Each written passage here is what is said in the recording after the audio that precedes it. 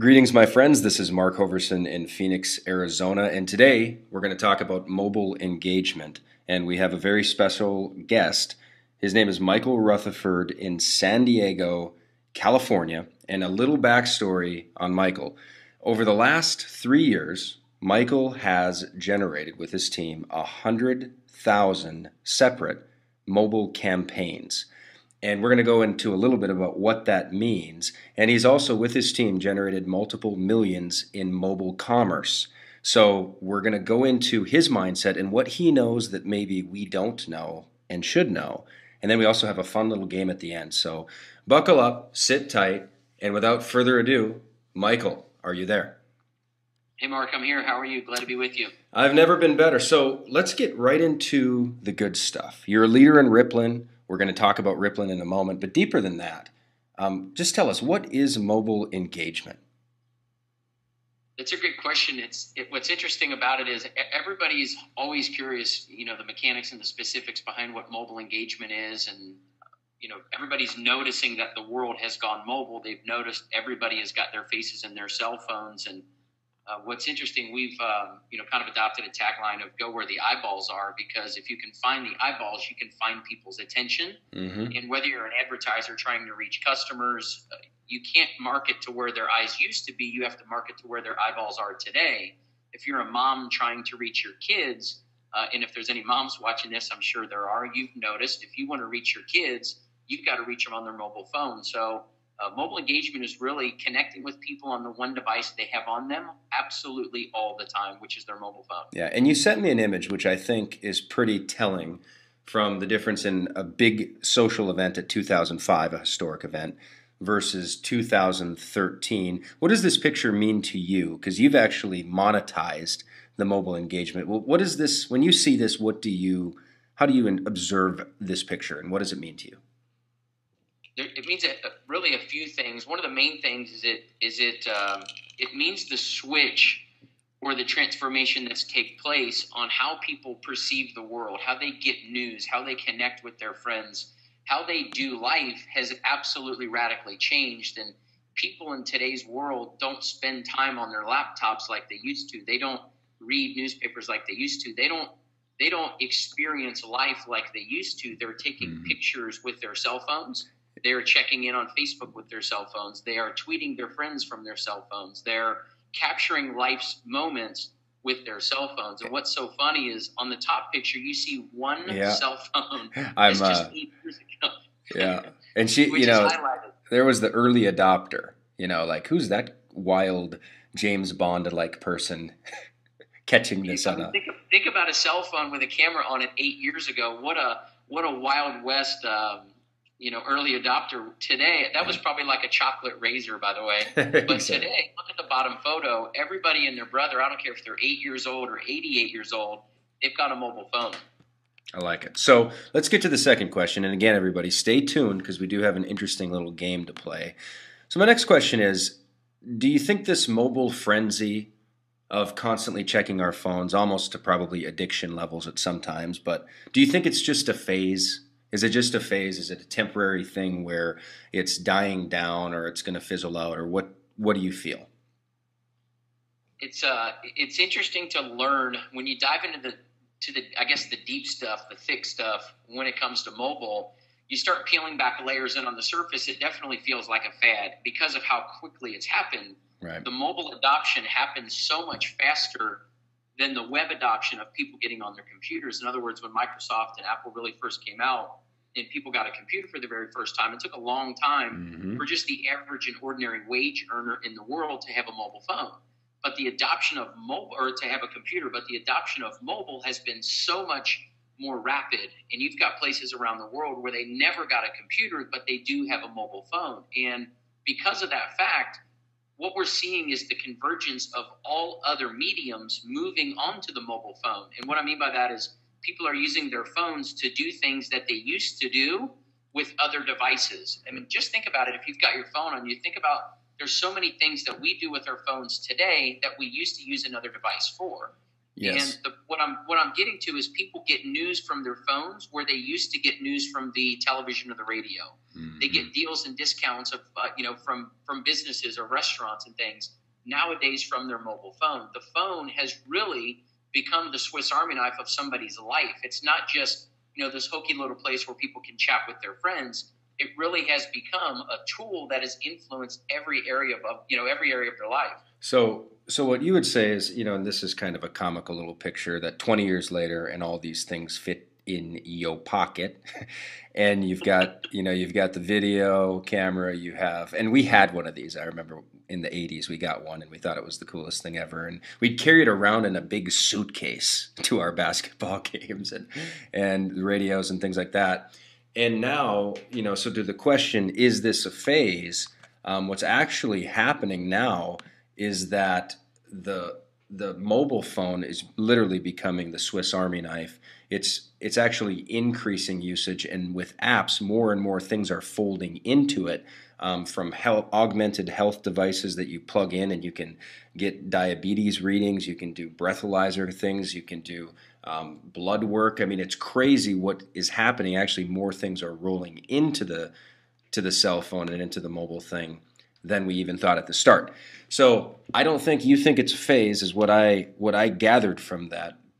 I think it sounds like it's a velocity that's picking up.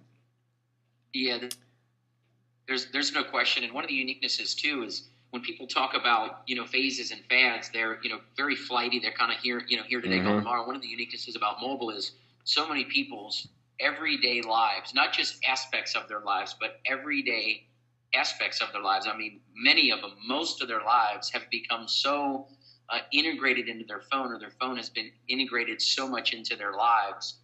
You would almost have to alter every hour of your day to not use your mobile phone, because we've become so reflexive and so dependent upon it. It's crazy. I've never seen a device do that in history. Well, it's blowing everybody's minds the deeper you go into this. So you are what I would call a super splasher in the Rippln. You're all over the world. Your Rippln is, waving across to so many different countries, and you are very committed and in love with the vision of Rippln. So my question would be, what do you like best about the ripple effect? And then we're going to throw out a challenge to all our viewers, and I think we're going to have a little bit of fun with it in the comments below. But what do you like best about the ripple effect? Since we kicked this project off and really began the pre-release of the community, one of the most exciting experiences for me, there's really, I guess, two main ones. The first of which being watching us connect the globe on one community, with one conversation, with one change to the way that people see the world. I've watched, just in the first 3 or 4 days of this conversation being spread around the world, I've watched people I'm looking at my screen on another laptop right now. We've got hundreds of people in Ethiopia connected into the Rippln conversation, which started in Dallas, Texas, literally just days ago. But I've watched it already ripple out into Ethiopia, in Israel. I mean, we've got people, I'm not kidding, in Iceland, Greenland, Sri Lanka, places that I didn't even know I know there were countries, but places I didn't even know were countries. The teeniest little islands, in French Polynesia, have dozens of people in the Rippln. So how quickly, by design and by definition, how quickly the ripple effect has already touched and brought together all four corners of the world. That's amazing. And that there's a story where it ties to you. That's what I think, just the gamification of Rippln, the simple game of watching the social connectivity, and the fact that the tech companies, in terms of vision, the tech companies know that your influence is that powerful, Michael, and up until now, they're the only ones who harvest it, right? So Rippln is literally restructuring the way tech companies operate, and I think it's a very exciting conversation. So number one is that you love just the connectivity and watching it grow from a viewer standpoint. What's the second thing you were going to say? You kind of hit the nail on the head, which is there's a story behind every ripple that's been caused. So whether it's my personal ripple of people that have built around the world and really wrapped the whole globe a bunch of times over, it's the individual stories of how those things happen. Like I've got a great friend of mine I've known for years who, if you'd have told me 10, 12, 15 days ago that he'd have a ripple of thousands of people, hundreds of them in Norway, hundreds of them in Spain, hundreds of them in Russia, I would have told you were crazy. Right. So I'm watching my great friend of mine introduce it to a couple of his friends from church. I mean, he's never done anything like this. So when I say like this, I mean built a global audience. That's what I mean by never done anything like this.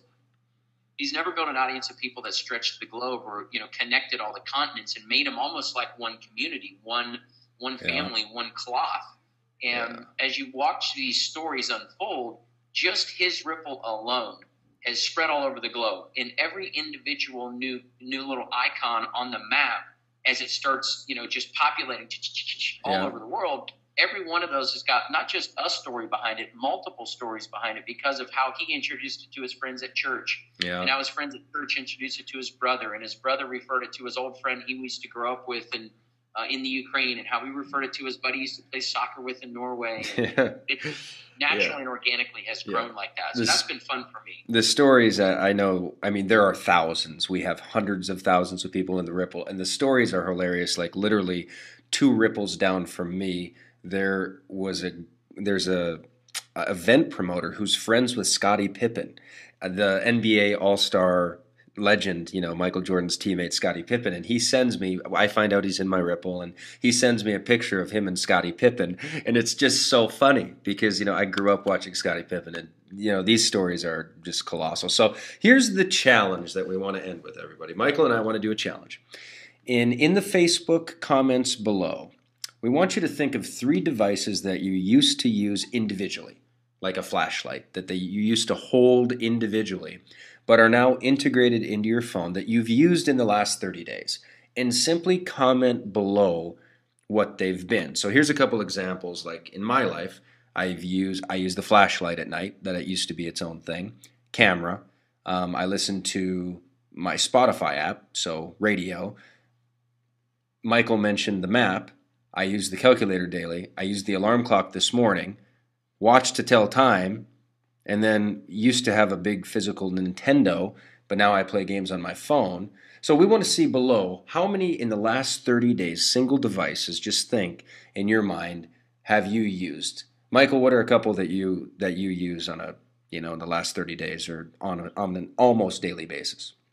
I was afraid you might ask me that, so I pulled my phone up. One of the ones, several of the ones, my wife just booked airline tickets on Southwest to fly up to Portland, and Southwest Airlines app gets a lot of action on my phone. Wow. Even just my clock. I love brownies. Maybe that'll tell you something about me. I've got a sweet tooth. And I always use not just my alarm clock, but my stopwatch, my timer. I use all of those. I have Pinterest on my phone where we get fun recipes. That's kind of like magazines almost. That used to be magazines are now apps. It's crazy. What's your favorite thing on your phone? What's your favorite old use that's now integrated into your phone? Number one. Probably the funniest one that I'm a movie buff. I go see every movie that comes out the minute that it comes out. So I have an app called Fandango on my phone where I always go and find out what movie times are playing. And what you used to have to do, if you remember this, was either go get the Sunday newspaper and look up the times, or call the 800 number and listen to the recording of what movies were playing. Now you can just pop it up on your phone and find out everything. So that exists for golf tee times. That exists for flights. I mean, you name it. I love it. All right. So to everybody who has watched this interview, Michael, thank you so much. Wealth of wisdom, great energy. And here's what we want to do now. We heard from Michael, and now we want to hear from you. So below, the challenge, which is kind of the game, is to think of at least 3 devices that you used to use individually and in the last 30 days have now been integrated into your phone. It can be the old Nintendos, watch, clock, flashlight, video camera, radio, maps, newspapers, magazines, and think of some crazy ones. But we'd love to see the comments below. Please share and like this video and spread it, and let's keep Rippln.